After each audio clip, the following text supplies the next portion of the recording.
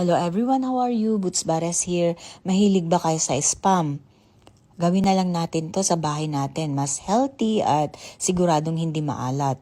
Meron akong prepare na 1 kilogram ng ground pork. Dito nilagay ko lang sa food processor para mas mapapino pa natin ito. Pagkatapos mapapino, nilagay ko sa mixing bowl. Naglagay ako ng mga pampalasang 1 tablespoon ng salt, 1 teaspoon sugar, 1 teaspoon ground white pepper, 1 teaspoon oyster sauce. Minix ko lang itong maigi sa karne. Pagkatapos sa isang bowl, naglagay ako ng 100 gram ng cornstarch.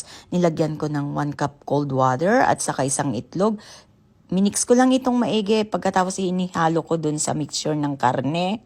At nung ma-absorb na ng karne yung liquid mixture, okay na. Nag-grease na lang ako ng mga lyanera. Nilagay ko yung mga mixture ng karne at in-steam ko ng 45 minutes. After 45 minutes, eto na po siya. In-slice ko na siya at ready ng iprito. At nung maprito ko na to, meron na tayong masarap na spam.